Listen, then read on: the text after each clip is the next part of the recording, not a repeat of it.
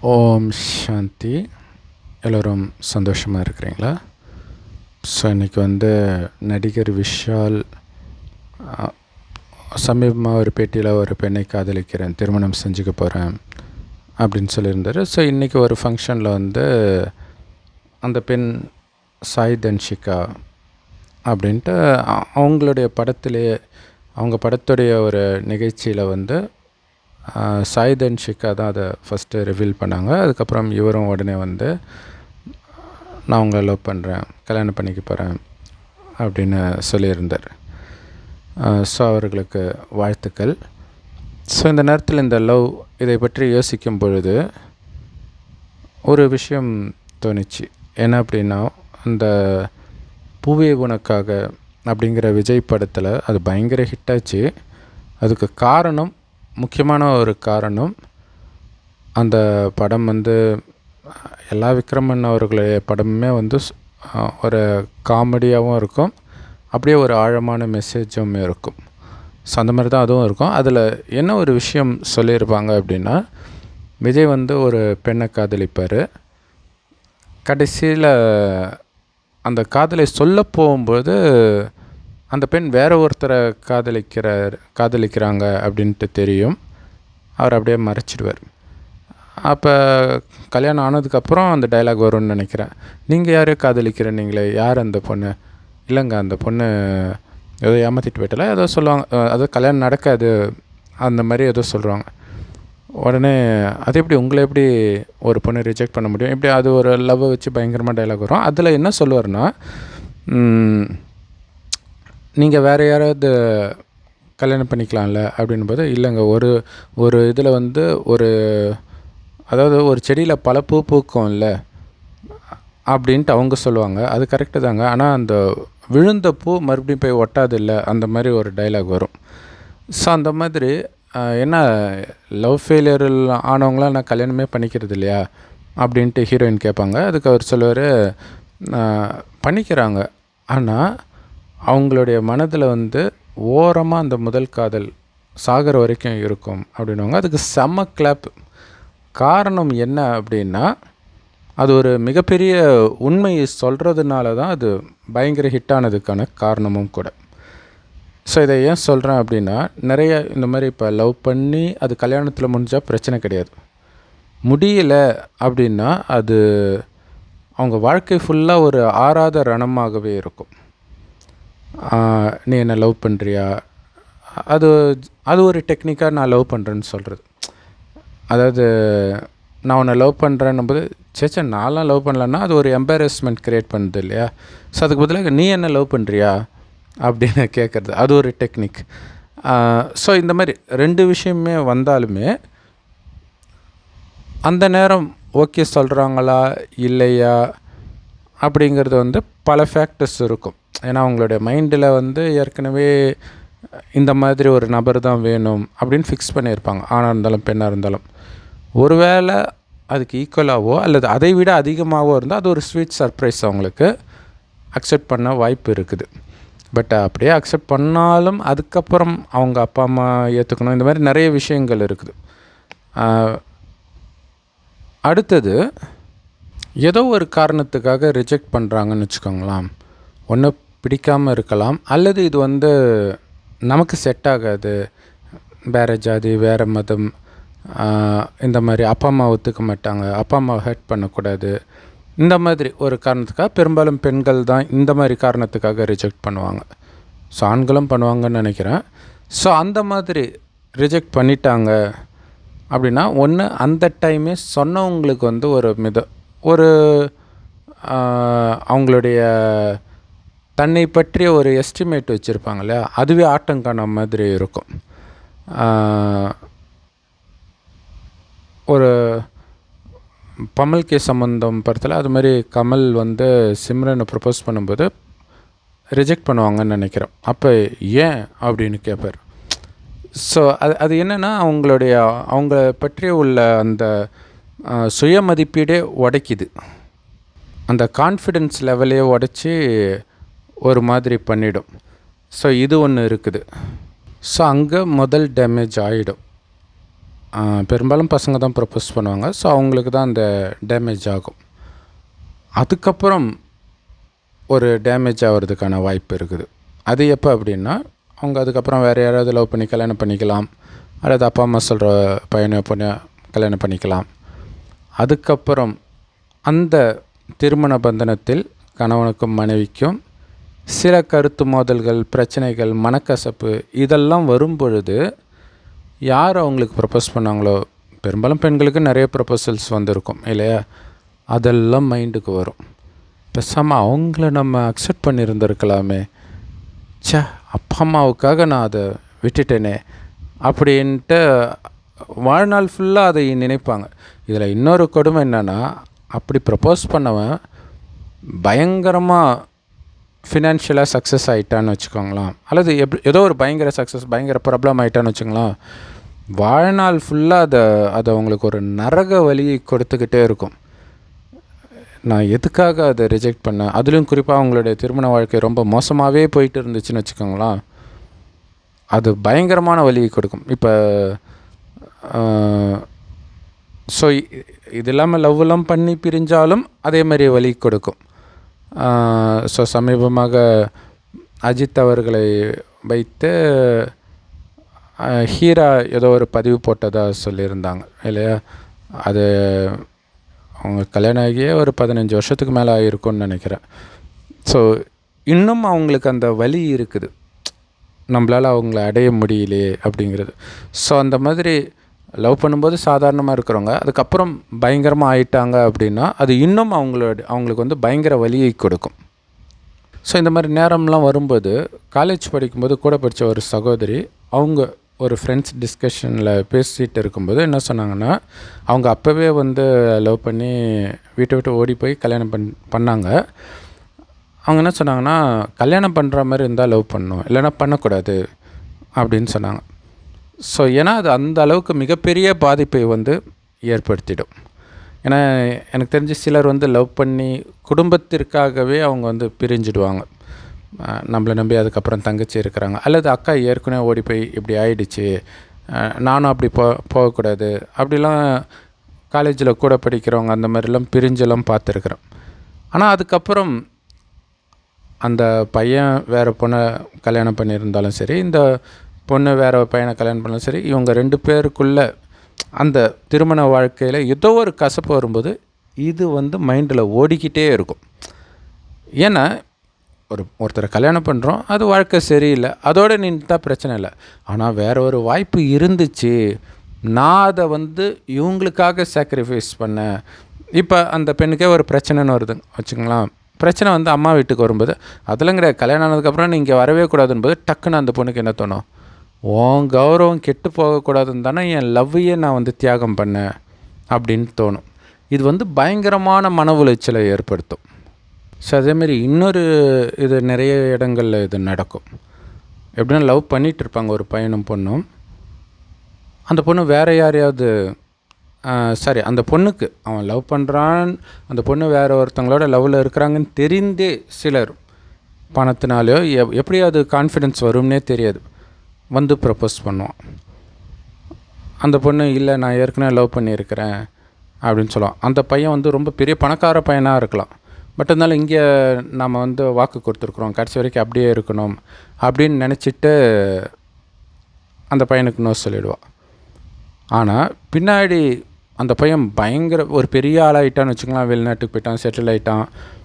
அப்போ இங்கே எந்த பையனுக்காக அந்த பையனை ரிஜெக்ட் பண்ணாலோ அந்த பையனை கல்யாணம் பண்ணி வச்சு பண்ண பிறகு இந்த பையன் டார்ச்சர் அல்லது மாமியார் வீட்டில் டார்ச்சர் இப்படிலாம் வரும்போது ஒவ்வொரு வினாடியும் ஒழுங்காக நான் அந்த பையன் கூடவே போயிருக்கலாம் அப்படின்னு தோணும்.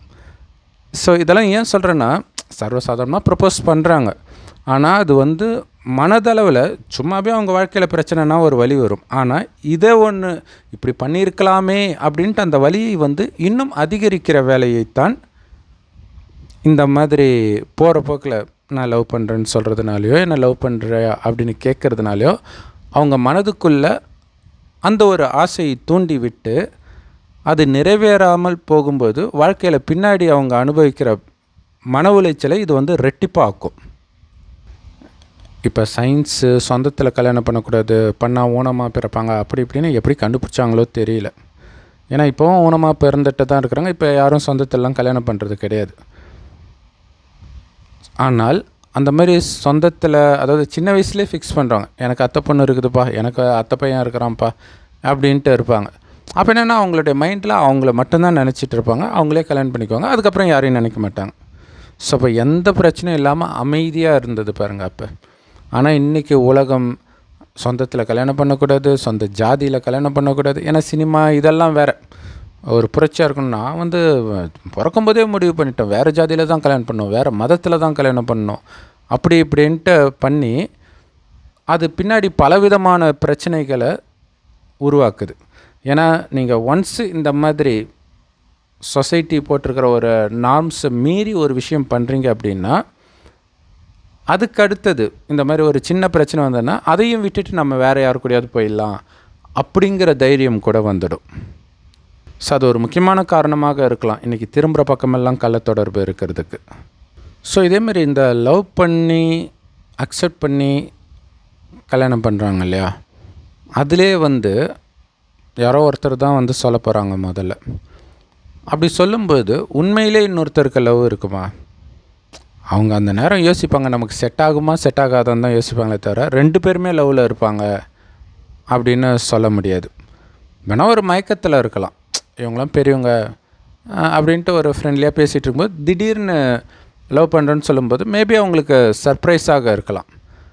அல்லது அது வரைக்கும் ஃப்ரெண்ட்லியாகவே இருந்தவங்க திடீர்னு மனம் சலனமாகலாம். அந்த நேரம் சலனமாகி ஓகே சொல்லலாம். ஸோ இதில் என்ன நடக்குது அப்படின்னா, இந்த மாதிரி யாரையுமே லவ்லாம் பார்க்காம உண்மையிலே அந்த ஒரு சகோதரத்துவ அன்போடவே அல்லது ஒரு நட்பாக மட்டுமே ஒரு ஆணோ பெண்ணோ பழகிட்டே இருக்கிறாங்கன்னு வச்சுக்கோங்களேன். அப்போ இந்த மாதிரி யாராவது நீ என்ன லவ் பண்ணுற அந்த மாதிரிலாம் சொல்ல ஆரம்பிச்சிட்டாங்கன்னா நம்ம எவ்வளோ பெரிய பாவம் செய்கிறோம் தெரியுமா? ஏன்னா அவர்களுக்குள்ளே இருந்த அந்த பரிசுத்த தன்மையை அந்த நேரம் நம்ம கொலை பண்ணுறோம். ஒரு விஷத்தை அவங்க மனசில் விதைக்கிறோம். அதுக்கப்புறம் அவங்க யாரை பார்த்தாலும் அவங்க பார்வை மாறிடும். ஆக்சுவலாக அந்த குழந்தை பாலியல் பலாத்காரம், குழந்தைங்க ஆபாச படம் பார்க்கக்கூடாதுன்றதெல்லாம் அதுக்காக தான். அந்த குழந்தைத்தன்மை சீக்கிரமாக செத்துடக்கூடாது அப்படிங்கிறதுக்காக. ஸோ எங்கள் காலேஜில் வந்து ஒரு மிகப்பெரிய அதிசயம் ஒன்று பார்த்தோம் எல்லாருமே, எங்கள் காலேஜில் இருக்கிற எல்லாருமே. என்ன அப்படின்னா, ஒரு பொண்ணு ரொம்ப அழகாக இருக்கும், பணக்கார பொண்ணு தான் நினைக்கிறேன். ஒரு பையன் வந்து அந்த பொண்ணு கூடவே இருப்பான் எப்பயுமே. வேறு யார் கூடயுமே அவன் பேச மாட்டான். அந்த பொண்ணுமே யார் கூடயும் பேசாது. அந்த பொண்ணு எங்கே போனாலும் கூடவே போவான் அந்த பையன். பாத்ரூமுக்கு போனால் கூட பாத்ரூம் வாசல் வரைக்கும் நிற்பான். ஸோ எல்லோரும் அவனை வந்து கலாய்ப்பாங்க, லவ் பண்ணுறான் அப்படிலாம் நினச்சாங்க. ஆனால் உண்மையிலே லவ்வே பண்ணலை. இது வந்து ரொம்ப ஆச்சரியமாக இருந்துச்சு. பட் அது வந்து இன்றைய உலகம், கெட்டுப்போன உலகத்தில் இப்படியும் இருக்கிறாங்களா அப்படின்னு ஆச்சரியமாகவும் இருந்தது. பெரும்பாலும் பார்த்தா ஆணாக இருந்தாலும் சரி பெண்ணாக இருந்தாலும் சரி ஒரு சிலரோட ரொம்ப க்ளோஸாக பேசுவாங்க. பெரும்பாலும் அப்படி க்ளோஸாக பேசுகிறவங்க மேலே அவங்களுக்கு லவ் இருக்காது. ஏன்னா அவங்களுக்கு வந்து அது கம்ஃபர்டபுளாக ஃபீல் ஆகும். பெரும்பாலும் அவங்க வந்து இவங்க யாரை லவ் பண்ணணும்னு நினைக்கிறாங்களோ அந்த அளவுக்கு அவங்க இருக்க மாட்டாங்க. கருப்பாக இருக்கலாம், குண்டாக இருக்கலாம். அப்போ அவங்களுக்கு வந்து அந்த ஒரு ஈர்ப்பு இல்லாதனால அவங்க வந்து ஜாலியாக பேசுவாங்க. சில சமயம் இப்படி ஜாலியாக பேசுகிறதுனால நம்மளை லவ் பண்ணுறாங்களோ அப்படிங்கிற எண்ணம் வரலாம். அப்படி கேட்குறாங்க அப்படின்னா, லவ் பண்ணுறியா அப்படின்னு கேட்டாலும் அங்கேயும் அங்கே நட்பு அடிப்படுது. சில சமயம் அவங்களுக்கு வந்து தவறான எண்ணம் கூட வர ஆரம்பிச்சிடும். அதாவது லவ் பண்ணலைன்னு முடிவு பண்ணால் கூட காமம் சார்ந்த தவறான எண்ணங்கள் வர்றதுக்கும் வாய்ப்பு இருக்குது. ஸோ இப்போ இந்த மாதிரி பின்னாடி வந்து நம்ம அந்த பெண்ணையே, நம்மளை கேட்ட பெண்ணையோ அல்லது ஆணையோ திருமணம் செஞ்சுருக்கலாம். இதில் இன்னொன்று இருக்குது இல்லையா, அப்படி லவ் பண்ணுறியான்னு கேட்குறவங்க பெண்ணாக இருந்தாலும் சரி ஆணாக இருந்தாலும் சரி பெரிய பணக்காரங்களாக ஆகிடுறாங்க. ஆனால் அவங்க வந்து அசிங்கமாக இருக்கிறாங்க, அப்படிலாம் இருக்கிறாங்கன்னே வச்சுக்கோங்களேன். அப்போ நோ சொல்லிவிட்டு அதுக்கப்புறம் வாழ்க்கையில் பின்னாடி அவன் ஃபினான்ஷியலாக கஷ்டப்படும்போது அந்த பொண்ணு பயங்கரமாக சம்பாதிக்கிறா அப்படிலாம் இருக்கும்போது இவனுக்குமே மைண்ட் டிஸ்டர்ப் ஆகும். பேசாமல் அந்த பொண்ணுக்கே ஓகே சொல்லியிருந்திருக்கலாமே அப்படின்னு. ஸோ நான் சொல்கிற எல்லாமே பார்த்திங்கன்னா நான் காலேஜ் படிக்கும்போது 15-20 வருடத்திற்கு முன்பு நடந்த விஷயம். அப்போல்லாம் பெருசாலும் பசங்க பொண்ணுங்களாம் இன்ட்ராக்டே பண்ண மாட்டாங்க. லவ்லாம் யாரோ ஒருத்தர் தான் பண்ணுவாங்க. ஆனால் இப்போ 4வது படிக்கிற பசங்க 5வது படிக்கிற பசங்களாம் லவ் பண்ணுறாங்க. ரொம்ப காமனாக ஆயிடுச்சு. ஸோ இந்த குழந்தைங்களாம் பெருசாக எந்த அளவு மன உளைச்சலை அனுபவிப்பாங்க அப்படிங்கிறது கற்பனைக்கே எட்டாமல் இருக்குது. ஆனால் ஒன்று, இந்த மாதிரி மன உளைச்சல் வருது இல்லையா, நான் அந்த பெண்ணை கல்யாணம் பண்ணியிருந்தா, நான் இந்த பையனை கல்யாணம் பண்ணியிருந்தா நல்லா இருந்திருக்குமே, இங்கே வந்து மாட்டிக்கிட்டேனே அப்படின்னு நீங்கள் கவலைப்படுறது தேவையில்லாதது. ஏன் தேவையில்லாததுன்னா, ஒரு ரகசியம் ஒன்று இருக்குது. ஜென்ரலாக அந்த ஜாதகம் பார்க்கும்போதெல்லாம் சொல்லுவாங்க, அந்த பெண்ணுடைய ஜாதகம் வீட்டுக்கு வந்தால் செட் ஆகாது, இவனுக்கு நஷ்டமாகும், இந்த மாதிரி விஷயம் சொல்லுவாங்க. அல்லது இந்த பெண் வந்தால் இவங்களுக்கு பயங்கரமாக லாபம் வரும் அப்படிலாம் சொல்லுவாங்க. ஒரு தொழிலதிபர், அவரை பற்றி வீடியோ சீக்கிரமாக போடுறோம். என்ன அப்படின்னா, அவர் சாதாரண குடும்பத்தில் இருக்கிறாரு, ஆனால் நல்ல திறமைசாலி. அவருடைய அத்தை பொண்ணை கல்யாணம் பண்ணுறதுக்காக கேட்குறாங்க போல இருக்குது. இவர் போய் பார்க்குறாரு. பார்த்தா பொண்ணு கருப்பாக இருக்குது, இவரை விட ஹைட்டாக இருக்குது. ஸோ சரின்ட்டு ஜாதகத்தை வாங்கிட்டு போய் ஜோசியர்கிட்ட கொடுக்குறாங்க. அப்போ அவர் பார்த்துட்டு, இந்த பொண்ணு உங்களுக்கு கலரு மேட்சே ஆகாது, ஆனால் பயங்கர யோகக்கார பொண்ணு, நீங்கள் நல்ல திறமையாக இருக்கிறீங்க, 2 பேரும் சேர்ந்தால் நீங்கள் சூப்பர் ஸ்டார் தான் அப்படின்னு சொல்லி இன்றைக்கி பக்கவாக இருக்கார். அவர் சொல்கிறார், ஜாதகத்தை மீறி எதுவும் நடக்காதுன்னு நான் இப்போவும் நம்புகிறேன் அப்படின்னு சொல்கிறார். பயங்கர பிஸ்னஸ் மேனாக இருக்கிறார் அவர். இதை ஏன் சொல்கிறேன் அப்படின்னா, உங்களை ப்ரப்போஸ் பண்ண ஒருத்தர் இன்றைக்கி பக்காவாக இருக்கிறாங்க அப்படின்னா, மேபி நீங்கள் போனால் அப்படி ஆகாமல் கூட இருந்திருக்கலாம். ஏன்னா அது அவங்கவுங்களுடைய புண்ணிய கணக்கு இருக்குது. ஜாதகத்தை எல்லாம் மீறி புண்ணிய கணக்குன்னு ஒன்று இருக்குது. நம்முடைய புண்ணிய கணக்கு இருந்தால், இப்போ ஒரு பெண்ணுக்கு பயங்கர புண்ணிய கணக்கு இருக்குதுன்னு வச்சுக்கோங்களேன், பையன் ஏழையாகவே இருந்தாலும் இந்த பொண்ணு கல்யாணம் பண்ண உடனே அவனுக்கு சக்ஸஸ்ஃபுல்லாக ஆக ஆரம்பிப்பான்.